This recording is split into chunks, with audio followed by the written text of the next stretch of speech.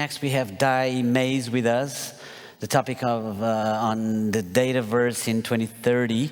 I'm actually very curious about, listening to Dai and know more about Dataverse. I look at Dataverse as just another storage space of huge amounts of data, a mix of blockchain. Eventually, we'll learn from Dai, and we'll be forecasting Dataverse in 2030. Dai MAYZE, she's the global head of data and AI of WPP. WPP being the world's largest size communication group. So it's definitely an honor and pleasure to have Dai with us today. Dai is joining us remotely, I think. Here you are, Dai. I know you can hear me. Beautiful. Thank you so much for joining us once again. Really looking forward to hear from you, about this new concept of Dataverse. What's out there? Let us hear from you. Thank you. Thank you very much. So I'm going to share my screen, and hopefully this works for you. Give me 1 minute. Sure. So I'm Dai MAYZE. I'm the global head of data and AI for WPP. And I felt like it wasn't a great year for data last year. I think the pandemic made it really hard to use data to predict what was going to happen. So my team, we thought, let's think about 10 years ahead, because there are some very clear trends from data. So whilst COVID has knocked everything from being able to predict the future, I'm going to talk you through some trends, and data is my favourite subject. So I'm hoping, and I'm sure it's a lot of yours as well, so I'm hoping you'll find this interesting or useful. So we've captured this into 4 themes. So the first one is collecting and storing data. The second one is about getting insights. Then we're going to talk about ownership, which could be a whole conference in itself. And then finally, my favourite subject, humanizing data. So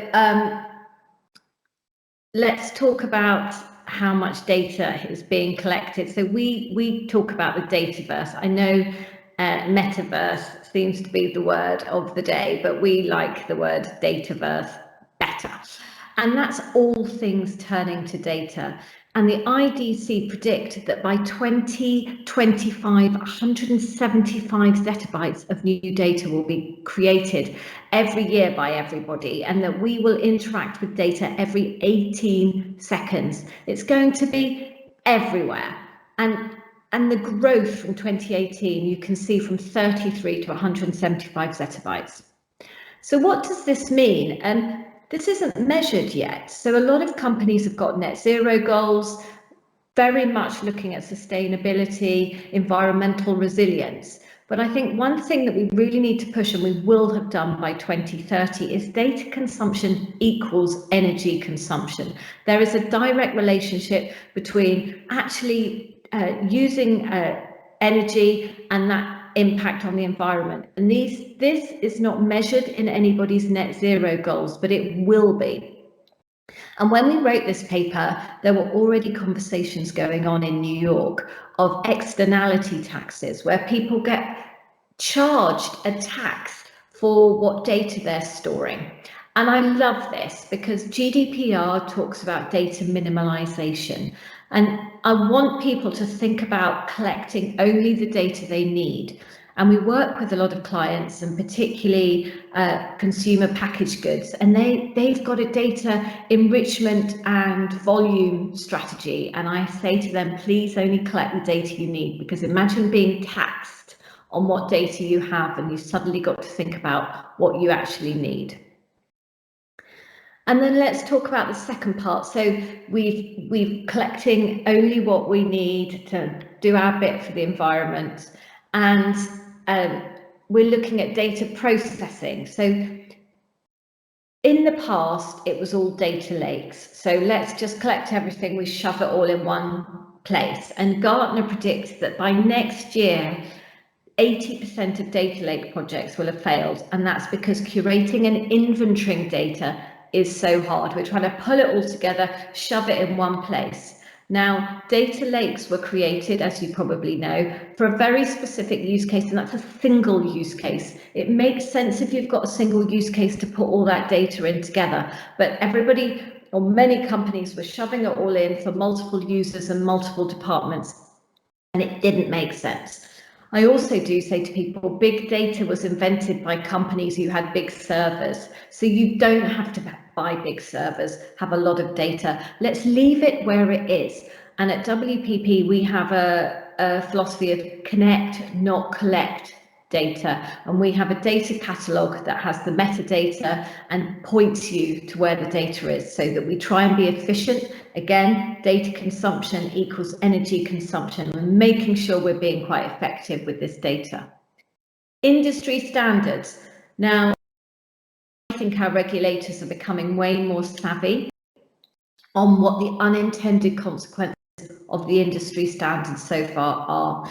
So GDPR, actually unintended consequences made some of our stronger data owners like Google and Facebook, they made them stronger, and some of the smaller companies, smaller publishers, smaller brands, unintentionally weak. Debates as part of our data and AI community. We've got 3,000 members. We have debates regulators will do next. Will they police? What will the standards? Will they insist that everybody gives the data back? Who do you give it to? So we're exploring this because there's going to be changes, and by 2030 this will all be sorted. And finally, on processing, autonomous vehicles are a brilliant example of where you're going to have on-the-fly decision making. Wouldn't it be horrific if you're in a vehicle and the data's having to go elsewhere to be processed in order to know when to turn left or when to avoid that cat or the cyclist? So there's going to be a lot of on-the-fly decision making that's going to be taking up a lot of this processing power. And we talk a lot at WPP, we've done a huge amount of work on ethical use of data and AI and the role of humans, and we say humans and machines, it's never versus or. And we have a lot of debates of humans in the loop before the decision gets made or after. But this is from some research from Hawking, Musk and Gate. We can't put moral responsibilities on robots just yet. By 2030, probably more, and we will have all established a bit more of a routine of the role of robots versus humans. But we at WPP, we talk about AI being a part of the team. It's a team member that you give clear guidance, you keep an eye on, you look after, and that's for us the role for robots. So they will not be having the moral responsibilities. A subject that I absolutely love. So I think that most companies don't have all the data that they need, but they don't use all the data that they have. And I think actually better visualization, better storytelling will really make sure that every company can optimize the data. And I want to take that further. By 2030, you will be able to totally immerse yourself in the data set, to really humanize that data, to get empathy for different types of consumers. Imagine going around a retailer virtually, and then you can look at it from somebody who's price sensitive, somebody who is less physically abled, somebody who's got 4 kids in tow. Their shopping experience will all be totally different. And I think the immersive data visualization technology will enable us to really make sure that our product and experience design is the best in the world. I also like to think of immersive data visualization as the grown-up metaverse. And it really is making sure that we use this tech for really strategic business growth.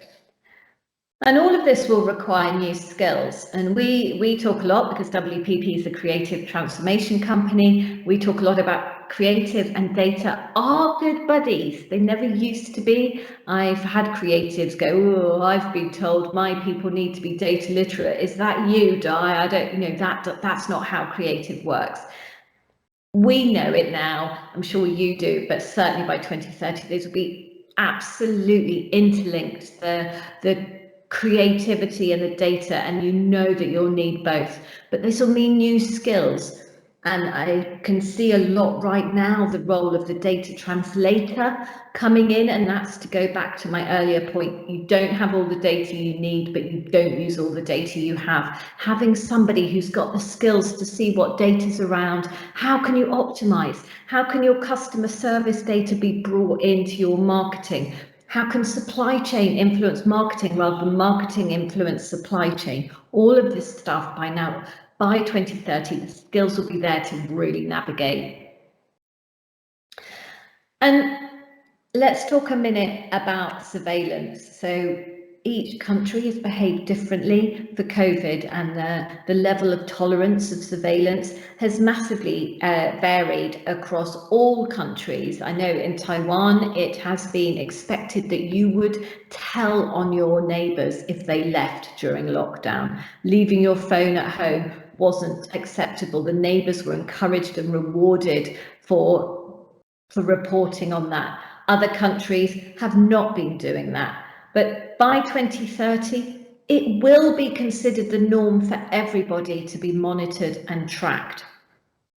And the key here is going to be, is it making society a fairer and better place? And I often get asked if this is okay, that everyone's going to be tracked and monitored. And I do say if it means women can walk home alone and be safe, if it does make the world fairer, brilliant, bring it on. If we haven't sorted out the biases in our processing and in the tech, then obviously this is just going to make the problem worse. But I would absolutely have faith by 2030, our bias in our data, our vision AI capabilities on not prioritizing white skin. These problems will be gone. The tech will be ready to deliver an inclusive service. And then let's talk about personal data and how people have boundaries on what's personal and what's not. So Wunderman Thompson, one of the WPP agencies, did some research on what are your lines? How much is too much? We're always very aware of trying to be personalized but not creepy, and let's face it, it's quite a fine line sometimes.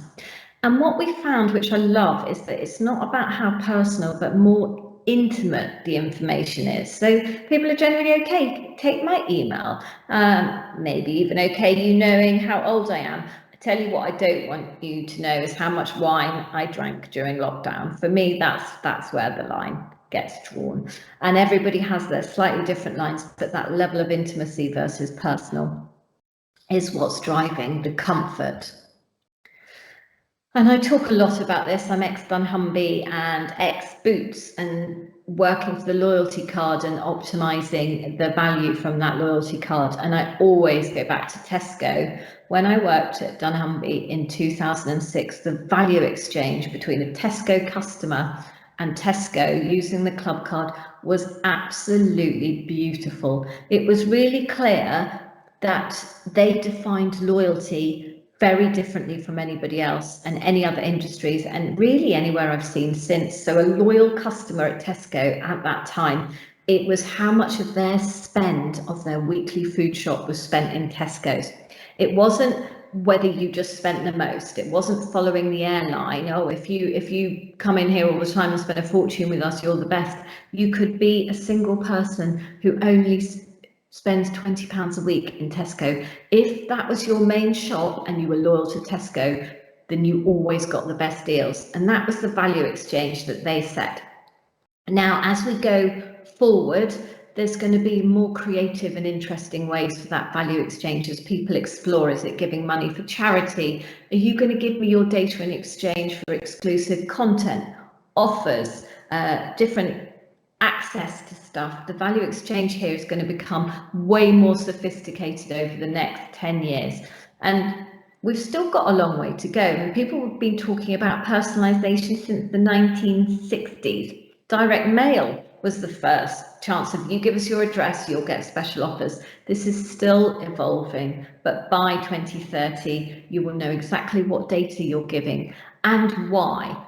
And I'll also say, I think terms and conditions, which right now are quite confusing and a bit unwieldy in many areas, and sometimes actually designed to trick you so that you don't really know what you're signing up for. By 2030, I believe that the terms and conditions for signing up will be part of the brand experience. And there's already some brands like MAYZE, Superdrug, who right now are already making that. Here's the data I'm collecting on you, and here's why. And MAYZE was a great example. It said, we're going to collect your transaction data and we're going to share that and the receipts with a company that analyze it so we can tell you what you're spending on. And I think that value exchange is going to be brilliant, and I think it's going to be interesting to watch. Right now, you'll probably know this because I expect you're knee deep in this. There's a bit of a wild west of third-party cookies, tracking. I think the word tracking couldn't be less 2022. It certainly won't be 2030 because of everything that I've spoken about. But this will be a new business model.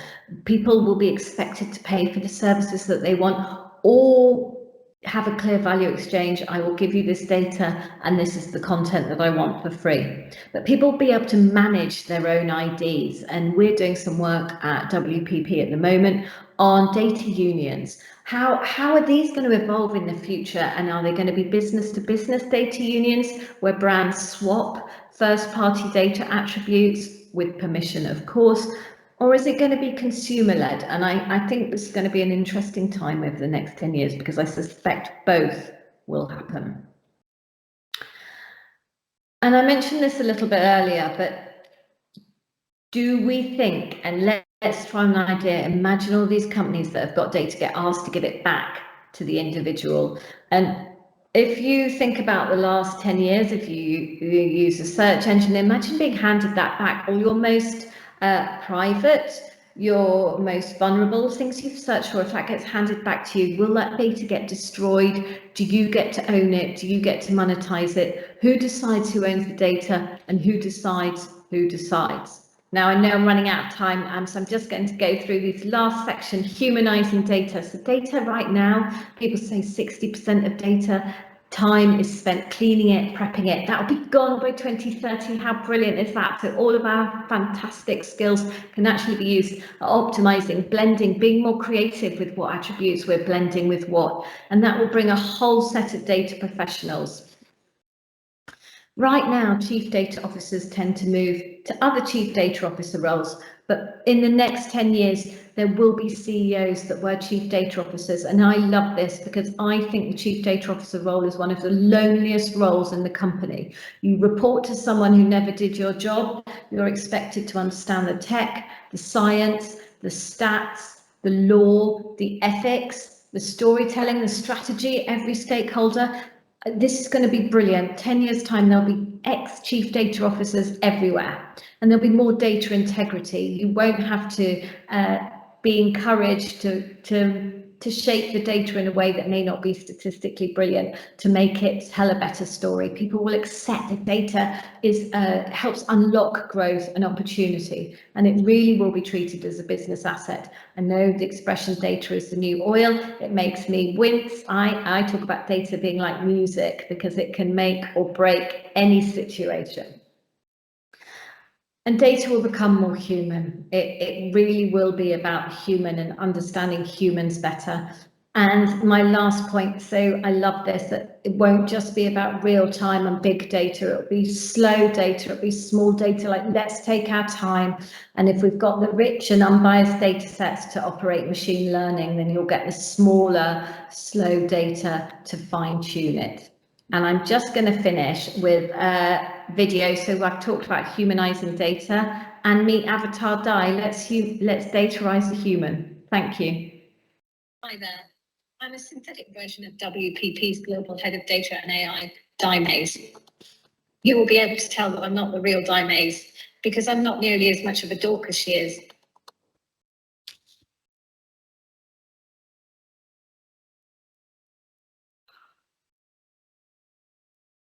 Thank you very much.